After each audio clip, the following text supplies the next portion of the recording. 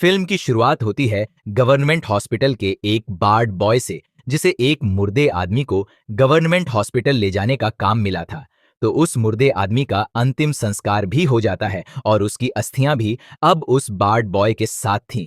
साथ ही उस board boy के पास, उस मुर्दे आदमी के पास जितनी भी चीजें थी वो सारी चीजें भी थी, जैसे कि उसकी अंगूठियां और उसका एक 500 का नोट। तो जब वह बंदा जंगलों के रास्ते से जा रहा होता है, तभी वह 500 का नोट उड़कर एक खौफनाक हवेली में पहुंच जाता है। और अब क्योंकि उस वार्ड बॉय के पास उस गुमनाम आदमी की अस्थियां भी थीं, तो वह उस हवेली में जब पहुंचा तो वह अस्थियां अचानक से घोस्ट बन जाती है और उस बंदे को इसी हवेली में कैद कर लिया जाता है। जिसके बाद सीन शिफ्ट होता है और हम देखते हैं राजा साहब उर्फ राजू को, जो कि अपनी दादी माँ गंगा माँ उर्फ गंगा देवी के साथ गांव में रहता है।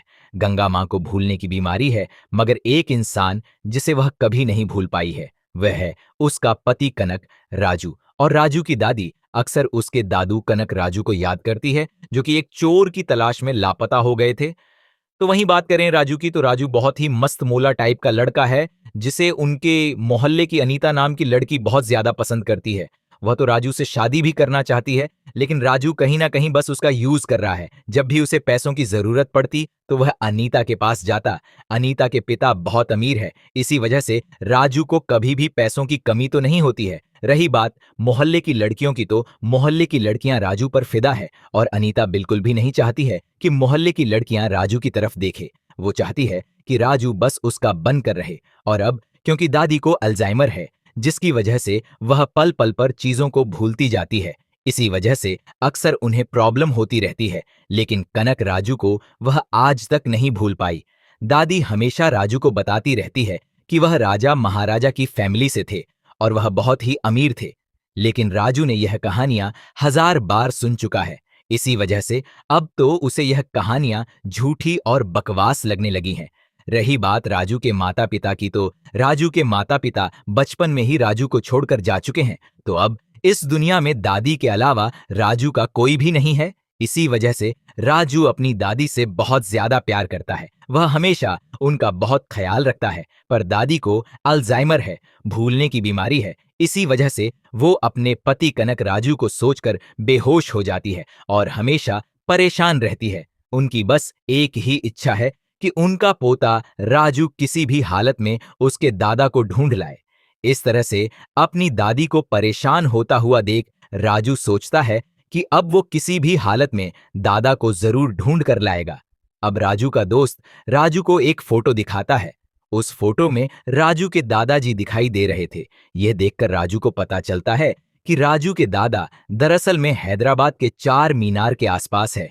तो राजू ने तो डिसाइड कर लिया है कि वह तो हैदराबाद जाकर ही रहेगा, लेकिन हैदराबाद में ही उसके मामा बैंकी जो है वह कांस्टेबल है। इसीलिए वो उनके पास कॉल करता है और उनसे कहता है कि दादा को ढूंढने में मदद करें। तब बैंकी मामा कहते हैं कि वह सीआई सर से बात तो कर लेगा, लेकिन वो इस काम के लिए 5 लाख रुपए मांग रहे हैं।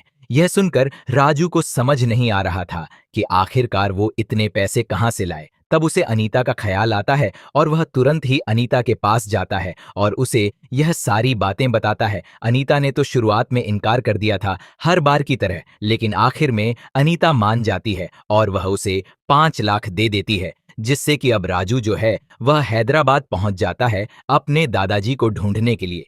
जैसे ही राजू हैदराबाद पहुंचा तो वहां उसकी नजर एक लड़की पर पड़ती है और उस लड़की को देखने के बाद राजू को पहली नजर में ही उस लड़की से प्यार हो जाता है। उस लड़की का नाम वैसी है और वैसी फिलहाल तो चर्च में जा रही है और राजू भी उसका पीछा करते करते चर्च में पहुंच जाता है। जब राजू चर्च में पहुंचा तो वहां के हर एक इंसान जो है वह एक लड़की के लिए प्रे कर रहे हैं। दरअसल में एक छोटी सी बच्ची है जिसके हार्ट में कुछ प्रॉब्लम है और इसी वजह से सभी लोग उसके लिए पैसा इकट्ठा कर रहे हैं ताकि उसका इलाज हो सके। तो राजू के पास जो 5 लाख रुपए मौजूद थे, वह उन 5 लाख रुपए को यहीं पर डोनेट कर देता है ताकि उस छोटी सी बच्ची का इलाज हो सके। जब बेसी को मालूम चला कि राजू ने यह सब किया है, तो कहीं ना कहीं बेसी को भी राजू पसंद आ जाता है और वह भी उससे प्यार करने लगती है और बेसी को हर एक जगह राजू ही दिखाई पड़ने लगता है। लेकिन प्रॉब्लम यह है कि बैसी जो है वह जल्द से जल्द नन बनने वाली है और नन बनने के बाद कोई भी लड़की किसी भी लड़के के साथ कोई भी संबंध नहीं रख सकती है, मतलब कि वह शादी नहीं कर सकती है। लेकिन यह बात राजू को थोड़ी ना मालूम है। राजू तो बस सिर्फ और सिर्फ बैसी से ही शादी करना चाहता है। और अब अगले दिन राजू के पास बैसी का कॉल आता है और वो उसे बताती है कि मैं तुम्हारे दादाजी के ऊपर केस करने वाली हूं क्योंकि उन्होंने उनके पैसे लूटे हैं। लेकिन राजू को बिल्कुल भी समझ नहीं आ रहा था कि आखिरकार बैसी बोलना क्या चाहती है और अब बैसी उसे बताना स्टार्ट करती है। वो कहती है कि हमने उस बच्ची के इलाज के लिए बहुत सारे पैसे इकट्ठे किए थे और जब वह उन्हें बैंक में जमा करने के लिए जा रहे थे तब हमें तुम्हारे दादाजी दिखाई पड़े और उन्होंने हमसे पैसे लिए और कहा कि मैं इन्हें जमा कर दूंगा। लेकिन उसके बाद यह सारे पैसे लेकर वह भाग गए और तभी हम देखते हैं कि यह सारी बातें गंगा राजू नाम का एक आदमी सुन रहा था।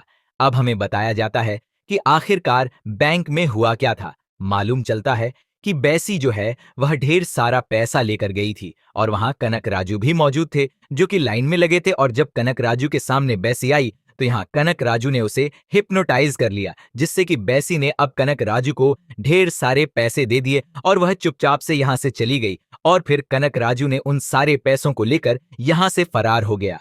और अब राजू ने ये सारी बातें दादी को बताई तो दादी ने कहा कि तुम्हारे दादा ऐसा कुछ कर ही नहीं सकते, वह बहुत ही नेक आदमी है, वह अपनी हवेली लुटवा सकते हैं लेकिन किसी के साथ ऐसा बुरा नहीं कर सकते। पर राजू को समझ नहीं आ रहा था कि आखिरकार वो किसकी बातों पर भरोसा करे। फिलहाल राजू तो एक छोटी सी प्रॉब्लम में है, उसे वैसे को 5 लाख रुपए देने हैं और तो और सीआई को भी तो 5 लाख रुपए देने हैं। गांव से वो 5 लाख रुपए अब सीआई को देने के लिए ही तो यहां पर आया था। राजू को समझ नहीं आ रहा था कि आखिरकार करना क्या है कि तभी राजू के सामने भैरवी नाम की लड़की आती है जो कि एक बहुत बड़ा सूटकेस राजू के सामने रख देती है। उस सूटकेस में 1 करोड़ रुपए था, लेकिन यहां कुछ कंडीशन थी। यहां भैरवी बताती है कि जो तुम्हारे दादाजी थे ना, उन्होंने मेरे नाना की मदद की थी, जिस बदले में मैं तुम्हें यह पैसा दे रही हूं। लेकिन इसकी एक और कंडीशन है कि यह पैसे मैं तुम्हें नहीं दे सकती बल्कि तुम्हारे दादाजी को ही दूंगी, इसीलिए उनका मिलना बहुत जरूरी है। मेरे नाना जी ने कहा था कि यह सारा पैसा वह तुम्हारे दादाजी के हाथ में ही देकर आए कि तभी हम देखते हैं कि कुछ गुंडे इस 1 करोड़ से भरे सूटकेस को यहां से लेकर भाग निकलते हैं। लेकिन उनके पीछे राजू पड़ जाता है और उन लोगों को बहुत ही बेरहमी से मारता है और इस सूटकेस को आराम से बचा लेता है। कहीं ना कहीं भैरवी अब राजू को पसंद करने लगी थी, वो उसके बहुत नजदीक आ जाती है।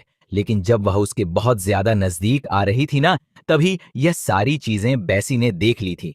और अब क्योंकि बैसी यहां राजू से प्यार करने लगी थी, इसीलिए उसे बिल्कुल भी अच्छा नहीं लगता और वो यहां उससे रूठ कर चली जाती है क्योंकि उसे ऐसा लगा कि शायद इन दोनों के बीच में कुछ है।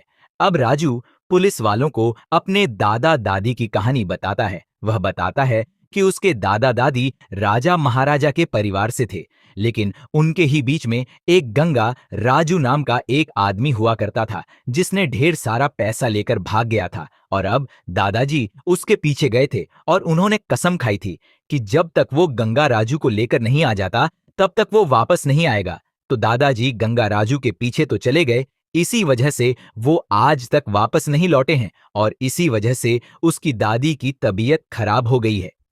दूसरी तरफ हमें मालूम चलता है कि भैरवी जो है वो गंगा राजू के साथ मिली हुई है। दरअसल में गंगा राजू जो है वो भैरवी के नाना है और गंगा राजू ने ही भैरवी से कहा है कि वो राजू के आसपास रहे और उस पर नजर रखें, किसी तरह से भी उन्हें कनक राजू को ढूंढना है। अब अगले दिन राजू के पास गांव से कॉल आता है और उसे बताया जाता है कि मां नहीं मिल रही है और बताया तो यह भी जा रहा है कि मां जो है वह दादाजी को ढूंढने के लिए हैदराबाद जा चुकी है, जहां पर राजू पहले से ही मौजूद है। यह सुनकर राजू हैरान था क्योंकि उसे मालूम है कि उसकी दादी को अल्जाइमर है और उन्हें भूलने की आदत है, इसी वजह से वो खो सकती है।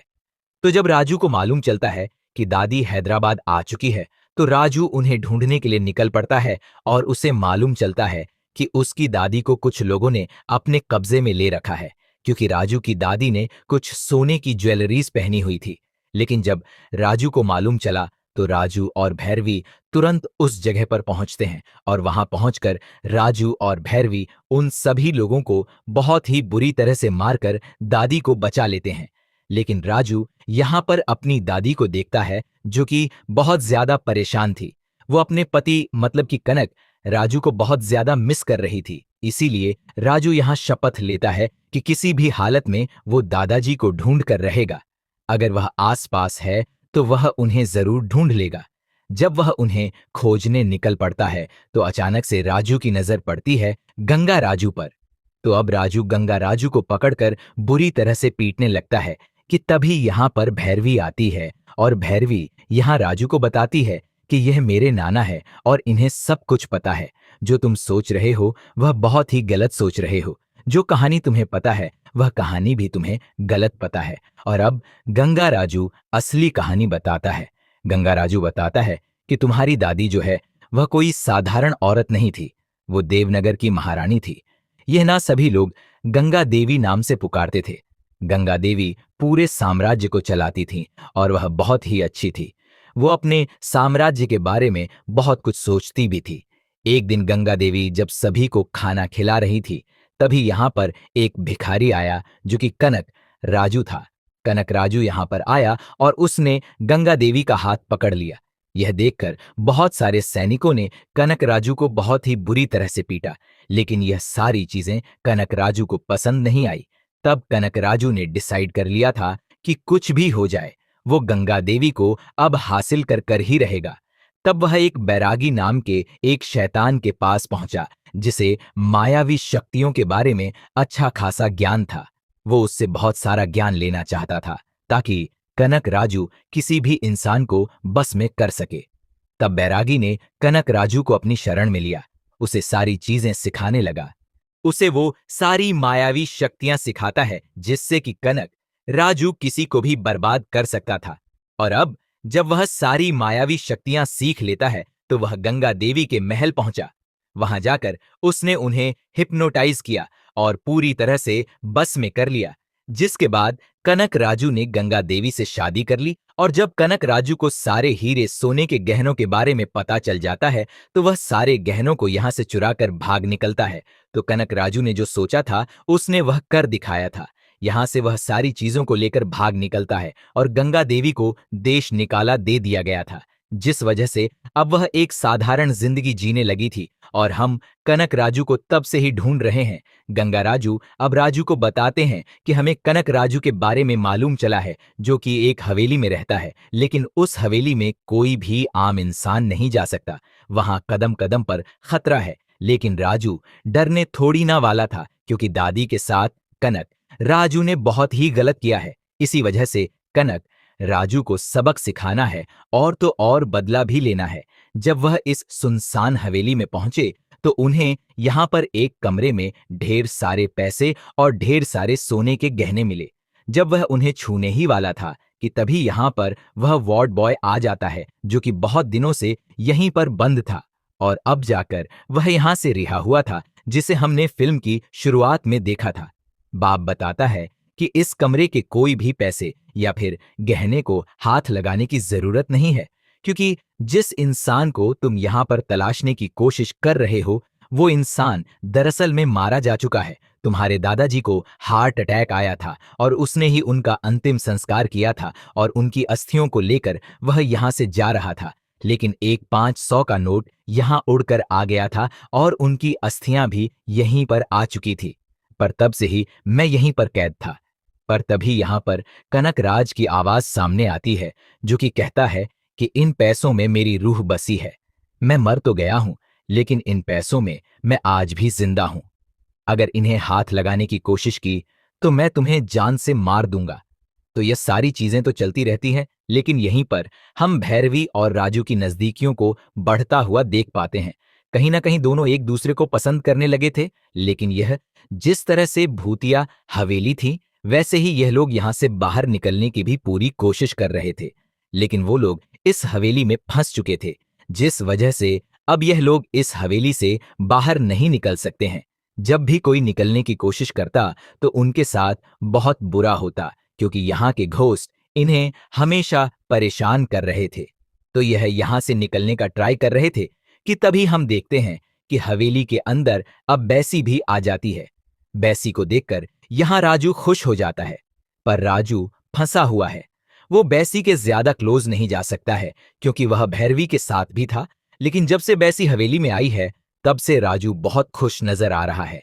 लेकिन राजू कहता है कि ये सारी चीजें तो चलती रहेगी, प्रॉब्लम तो ये है कि इस हवेली से बाहर कैसे निकला जाए, वरना ये सारे घोस्ट तो हमें मार ही डालेंगे। कि तभी यहाँ पर एक बहुत बड़े मनोवैज्ञानिक को बुलाया जाता है जो कि बहुत ही टैलेंटेड है और ऐसे केस का उन्हें अच्छा खासा नॉलेज भी है, इसलिए उन्हें यहाँ पर बुला लिया जाता है, जिनका नाम डॉक्टर सेल भी है। वो यहाँ पर जब आते हैं तो वह पहला कदम रखते ही समझ जाते हैं कि यहाँ पर कुछ सुपर नेचुरल चीजें हैं जो कि तुम्हें जीने नहीं देगी। पूरे महल को बहुत अच्छे से स्टडी करने के बाद अब यहाँ पर डॉक्टर सेल्वी समझ जाते हैं कि आखिरकार यहाँ का घोस्ट कौन सी शक्तियों का इस्तेमाल कर रहा है। डॉक्टर सेल्वी बताते हैं कि वो आत्म शक्तियों का इस्तेमाल कर रहा है।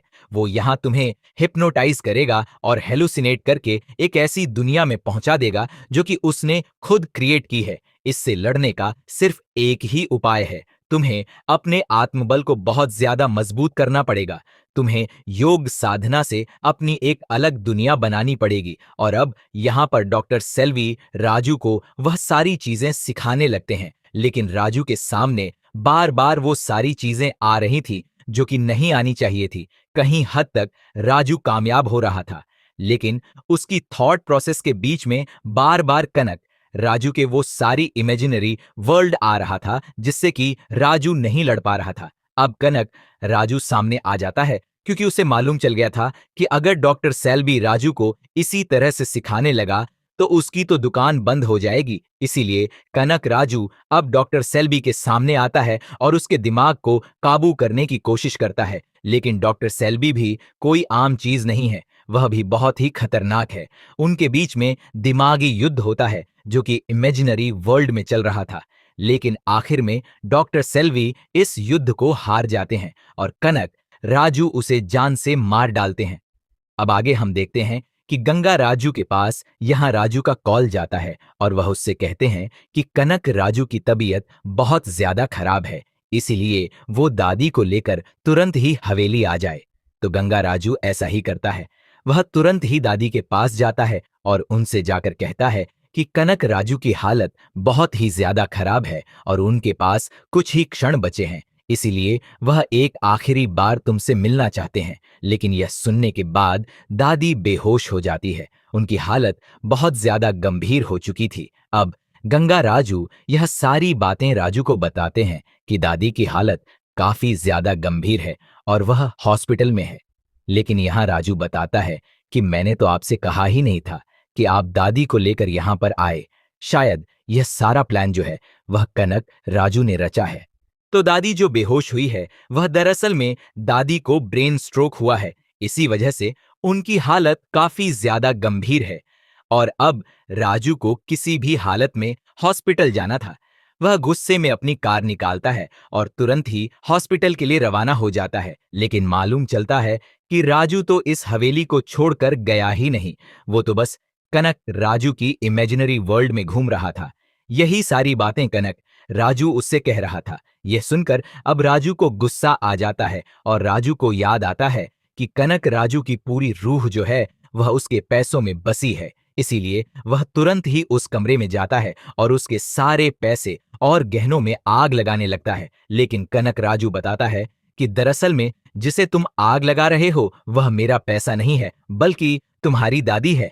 कनक राजू बताता है कि जब तुम महल को छोड़कर हॉस्पिटल गए थे तो तुम्हें ऐसा लगा कि तुम शायद मेरे इमेजिनरी वर्ल्ड में घूम रहे हो, लेकिन यह तुम्हारी गलती थी। तुम सचमुच ही हॉस्पिटल गए थे और सचमुच ही तुम यहाँ अपनी दादी को ही आग लगा रहे थे। यह देखकर राजू पूरी तरह से हैरान रह चुका था। उसे समझ नहीं आ रहा था कि आखिरकार वो ऐसा कैसे कर सकता है। उसने अपनी दादी के पैरों में आग लगा दी थी, हालांकि वो अभी भी जिंदा थी। राजू को समझ नहीं आ रहा था कि आखिरकार वह कनक राजू से कैसे फाइट करे। तब वह अपनी आंखों को बंद करता है और अपनी दादी गंगा देवी को याद करता है। तब गंगा देवी यहाँ राजू को हौसला देती है और उससे कहती है कि वह देवी का अंश है, वह इस तरह से हार नहीं मान सकता। यह सुनने के बाद तो राजू के अंदर एक अलग ताकत आ जाती है और अब वह यहाँ कनक राजू से लड़ने के लिए पूरी तरह से रेडी था। लेकिन कनक राजू अभी भी बहुत शक्तिशाली था, उसके पास बहुत सारी शक्तियां हैं, वह सारे हथकंडे अपना लेता है। लेकिन अब राजू के पास भी उन सारे हथकंडों का जवाब था और वह उन्हें आसानी से जवाब दे रहा था। और जब कनक राजू को ऐसा लगने लगा कि वह हारने वाला है, तब वह अपने भगवान शैतान बैरागी को यहाँ पर बुलाकर लाता है और कहता है कि मुझे अपने अंश में मिला लो ताकि मैं इसे हरा सकूं। तब बैरागी और कनक राजू दोनों मिल जाते हैं और यहाँ एक बहुत बड़ा दानव बाहर आता है जो कि अब राजू को बहुत ही आसानी से मसल सकते थे। राजू को ऐसा लग रहा है कि अब वह इस जंग को आराम से हार जाएगा, लेकिन तभी फिर से वह आंखों को बंद करता है और गंगा देवी कहती है कि वह एक देवी का अंश है, उसे बस एक ही चीज करनी है और वह है पंचभूत शक्तियों के बारे में वह सोचे। और जब राजू इन शक्तियों के बारे में सोचता है तो उसके अंदर एक अलग तरह की शक्ति आ जाती है और अब वह इस दानव को आसानी से मार डालता है। तो इस तरह से राजू ने इनका खात्मा कर दिया था। फिल्म के आखिर में हम देखते हैं कि राजू जो है वह कनक राजू का अंतिम संस्कार कर देता है और जब राजू इनका अंतिम संस्कार कर रहा था तब राजू को ऐसा लग रहा था कि अब वह अपनी दादी को कैसे फेस करेगा। लेकिन दादी को अल्जाइमर था और दादी तो यहाँ कनक राजू को पहचानने से ही साफ इनकार कर देती है, जिससे कि राजू खुश हो जाता है। और अब हम फिल्म के आखिर में देखते हैं राजू की तरह ही दिखने वाले एक और इंसान को जो कि जोकर के गेटअप में था और वो यहाँ हमें इस फिल्म के पार्ट 2 के बारे में बता रहा था। तो आप इस फिल्म के पार्ट 2 को देखने के लिए कितने एक्साइटेड है जरूर बताइएगा, है भी या नहीं ये भी बताइएगा। उम्मीद करता हूं दोस्तों आपको ये वीडियो पसंद आई होगी। वीडियो पसंद आई हो तो वीडियो को लाइक जरूर कीजिएगा और चैनल को भी सब्सक्राइब कीजिएगा ताकि आपको इसी तरह के लेटेस्ट और फ्रेश कंटेंट मिलते रहे। मिलते हैं एक और कमाल की वीडियो के साथ, तब तक के लिए आप हमारे चैनल के साथ बने रहिए। धन्यवाद। जय हिंद, जय भारत।